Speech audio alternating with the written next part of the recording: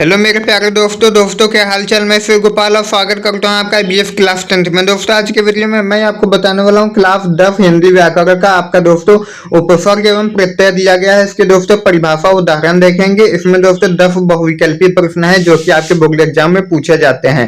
तो हर साल पूछे जाने वाले प्रश्न इस वीडियो में हमने आपको बताए हैं। तो दोस्तों आपका पहले देख लेते हैं उपसर्ग। दोस्तों आपका उपसर्ग क्या होता है, इसकी परिभाषा लिखेंगे कि उपसर्ग वे शब्दांश जो किसी मूल शब्द अथवा सार्थक शब्द के आप पहले जुड़कर उस शब्द के अर्थ को बदल देते हैं, वे किसी शब्द के पूर्व प्रयोग किए जाते हैं, उपसर्ग कहलाते हैं। जैसे संभव, संहार, संचय में सम उपसर्ग है। यह भव, हार, चय शब्दों से पहले जुड़ा हुआ है। अर्थात दोस्तों यहाँ पर बताया गया है कि वे शब्द जो किसी शब्द के पहले जुड़ जाते हैं उन्हें उपसर्ग कहते हैं। जैसे दोस्तों यहाँ पर वाक्य लिखा है उपसर्ग, तो दोस्तों इसमें आपका उपसर्ग क्या है, आपका उप जो है वो उपसर्ग है और सर्ग आपका शब्द हो गया। तो वही दोस्तों यहाँ पर जैसे संभव है तो संभव में आपका सम जो है वो उपसर्ग है और भव आपका शब्द है। इसी प्रकार दोस्तों आपका प्रत्यय देख लेते हैं। प्रत्यय क्या होता है दोस्तों, प्रत्यय की परिभाषा आपकी हो जाती है वे शब्दांश जो किसी मूल शब्द या धातु के अंत में जुड़कर उसके अर्थ या विशेषता में परिवर्तन ला देते हैं उन्हें प्रत्यय कहते हैं। प्रत्यय का अपना स्वतंत्र अर्थ नहीं होता, लेकिन ये शब्द निर्माण में महत्वपूर्ण भूमिका निभाते हैं। जैसे सफल प्लस ता आपका बन जाता है सफलता। इसमें दोस्तों लास्ट में क्या है, ता है, ये आपका प्रत्यय है ता। अब दोस्तों उपसर्ग एवं प्रत्यय से संबंधित हम आपके प्रश्न देख लेते हैं। पहला प्रश्न दोस्तों आपका दिया गया है कि अन उपसर्ग लगाकर सही शब्द बनेगा। अन उपसर्ग लगाकर आपका सही शब्द क्या बनेगा, अनुमाऊ बनेगा कि अनुचित बनेगा कि अनाचार बनेगा कि अनुचित बनेगा।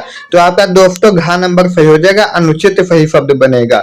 दूसरा आपका दिया गया है कि सह उपसर्ग लगाकर सही शब्द बनेगा। सह उपसर्ग लगाकर कौन सही बनेगा, सहकर्मी बनेगा, सुमत बनेगा, असुविधा बनेगा कि कुसंगत बनेगा। आपका सहकर्मी बनेगा, आपका का नंबर सही हो जाएगा।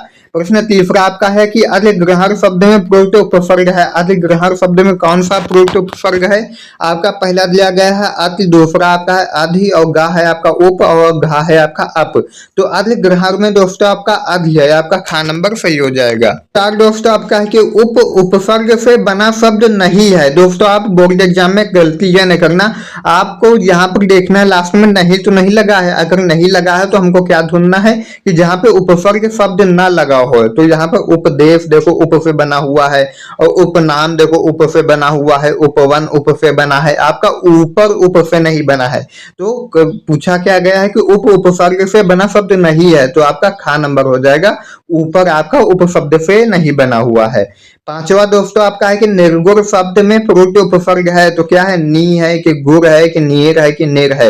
ये दोस्तों बहुत इंपॉर्टेंट है, ये हमेशा पूछा जाता है। तो निर्गुण शब्द में प्रयुक्त उपसर्ग आपका निर है, आपका घ नंबर सही हो जाएगा। अब दोस्तों आपके प्रत्यय से संबंधित प्रश्न देख लेते हैं। पहला प्रश्न आपका है कि लड़ाई शब्द में किस प्रत्यय का प्रयोग हुआ है। आई का हुआ है कि ई का हुआ है कि लड़ का कि आई का। तो दोस्तों लड़ाई शब्द में आपका लड़ाई आई का शब्द हुआ है, आपका पहला सही हो जाएगा आई। फिर दोस्तों आपका दूसरा क्या दिया गया है, दूसरा दोस्तों आपका दिया गया है कि झाड़ू शब्द में किस प्रत्यय का प्रयोग हुआ है। झाड़ू शब्द में आपका कौन सा हुआ है, ऊ हुआ है कि ऊ हुआ है कि अंध हुआ है कि आरु हुआ है। तो झाड़ू में दोस्तों आपका आरु हुआ है, आपका पहला सही हो जाएगा। तीसरा प्रश्न दोस्तों आपका है कि रफीला शब्द में किस प्रत्यय का प्रयोग हुआ है। आपका ला हुआ है कि फीला हुआ है कि लर हुआ है कि रफ हुआ है। तो रफीला शब्द में आपका ला का प्रयोग हुआ है, तो आपका पहला सही हो जाएगा।